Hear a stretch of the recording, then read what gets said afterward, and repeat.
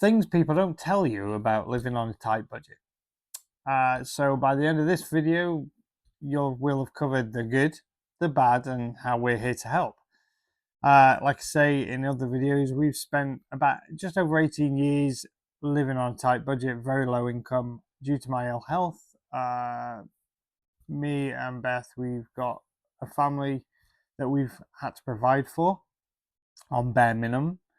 And we are here telling you how we've managed. We are not financial advisors. We just like to help people in our situation. We've had to find the hard way through it, and we don't think you should have to struggle as much as we have. So, the first thing on the list is the mental exhaustion. Nobody explains just how exhausting it is, and it sounds kind of ridiculous in some ways, but you have to plan every single step of every single day. It comes down to you're literally counting pennies, and you have to almost have a mental argument about what is worth more, especially when it comes to finances. If you've got family, you've got the invisible stress of bills, food, kids clubs, clothing. Things that probably come quite natural to most people are incredibly difficult to manage, and it is really stressful. And there is next to no help out there. Now, nowadays, you've got a lot more charity shops than you used to. There are such things as financial aids from some charities. It's all very time consuming to try and get it, and you've really got to fight and claw to get the help that you need.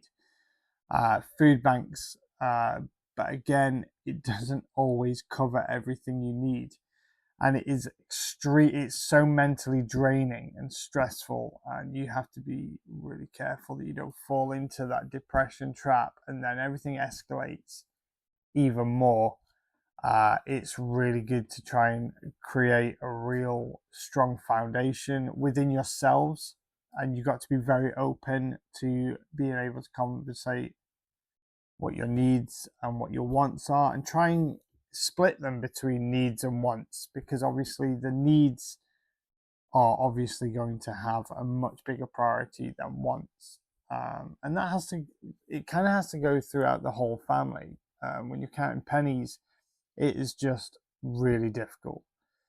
Another thing that we find is you can feel really guilty for spending anything, especially when it's a whole family involved, and every little penny matters, and it has to go on the right things. And me especially, and I know Beth, we felt incredibly guilty sometimes for spending, even if it's kind of like a necessity. Sometimes we've kind of thought afterwards, oh, we could have spent it on something else instead and made a cheaper meal or something. And it's so easy to fall down that rabbit hole. Another thing that we found is we found ourselves trying to compare to others. Now, social media is great, but it can be very negative as well. And it's very easy to fall down a trap of thinking everybody else has it better. And that's simply not the case. I mean, there are families out there that financially do better off, obviously. But in general, everybody at this day and age is kind of struggling financially. And it's really important to realize that even when you've got social media and you've got people explaining their situation, that sometimes you're only hearing the best bits. You're only hearing the good bits. And it's really important to remember that and to bear that in mind. It's so easy to end up beating yourself up because you think, oh, everybody else is managing, everybody else has got it together, and we haven't. And it honestly, probably 8 times out of 10, that is not the case. And it's really worth bearing in mind, it will be okay. I think everybody has tough times, and that is really worth remembering. One other thing that we found is really huge is even the small emergencies can feel massive. You kind of think to yourself, like the Hoover breaks. and yes, they're easy to replace, but when you don't have the finances to replace them, it feels like the end of the world. A Hoover is a basic necessity for keeping your house clean. And then, obviously you can have bigger expenses if your car breaks down, for instance. Then, you could be potentially without a vehicle. So even small emergencies can be absolutely huge. But just let me tell you, you are not on your own. Me and Beth has been through this sort of situation many a times. There's been many a times that we've fallen short of things that we need. For instance, I remember our washing machine breaking down, and we had nothing to replace it. We're so lucky. Beth's mom is an absolute godsend. She managed to actually scrape enough pennies together to actually get us a new washing machine for us. Otherwise, basically, I actually think I washed some of my clothes in the bath, genuinely with soap powder, the old-fashioned way, because we didn't have a choice. And it's kind of like skills like that. It sounds crazy. It's almost like prehistoric, going back to things like that. But always bear in mind there is ways around things. It's amazing how resilient you can be. It really is amazing how resilient we found that we can be when you are really pushed in that corner. So that's some of the bad things. I want to tell you some of the good things. For instance, the amount of planning that goes into being on such a tight budget becomes a superpower. Honestly, it's like you can plan anything. I used to be rubbish. Honestly, I did. Beth has taught me a lot. She really has. She can turn dust into gold. She really can. She's amazing. The ideas that she has, she's so creative. But yeah, planning, it becomes a superpower. You can plan everything around what you have and what you can do. It really is, between meals to entertainment with the kids to just family time to chill time. Honestly, it becomes an absolute superpower. And honestly, this channel, or this chat, that's the point of this channel. We try to give you ideas to help you move along, even in your worst case scenarios. And you guys can get in touch at any point if you need ideas for anything else.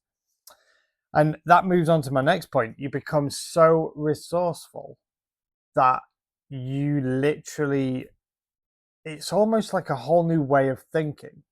It's almost like you kind of don't realize how wasteful you can actually be when you do have some money. The way you can sort of turn around rubbish and waste, and recycle and upcycle, and it is one of those, one man's trash is another man's treasure. We've learned that, and it's great. And it also teaches our kids how to do it, because the last thing I want is the last thing we want, should I say, is when our kids grow up, if they're in a tight spot, I want them to know how to be resourceful. It's so easy for people to just go, oh, we'll just go buy that. We'll go and get this. It's easier. And it's just the wrong way to do it. The next thing is you find out that being free doesn't have to be boring. You family time for us is just worth more than anything. And you find the free activities that you can find: beaches, parks, going for walks, games that you already have, time in the garden, just playing with a hosepipe in the garden, and it makes so many memories. It doesn't have to be boring whatsoever. Making things like pancakes, cupcakes, so basic ingredients, but you can have so much fun doing it, especially as a family. Being so resourceful, again, going back, into meals, and you can just sit down and kind of chuck everything out on the table that you have and say, right, guys, what can we make with this? And it's honestly, the kids come up with some cracking ideas, and it's really fun, and we've had a really good time doing it. And I urge you to do the same, even if you're not that skint. It's still a good time, and you realize just how creative you can be, especially with your kids. It's just amazing. But anyway, the point of this video is to let you know that there is always hope. And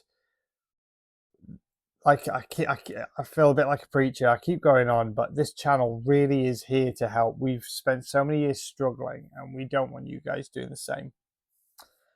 You know, the thing to remember is nobody chooses stress. Nobody wants stress, but it's how you use it. And you should use it as a rebound, and you should use it as a power to give you that sort of enticement to say, no, we're going to beat you. This is stressful. Let's work together as a family. And it's about finding smarter ways to manage. And that's what we want to do and help. We just want to find smarter ways for you guys to manage. Because we've been there, we're still there, but we've kind of learned so much as we've gone on, and we want to help you guys do that too. So that's it for today. I'm Adam, Family Budgeting and Adventures. See you soon.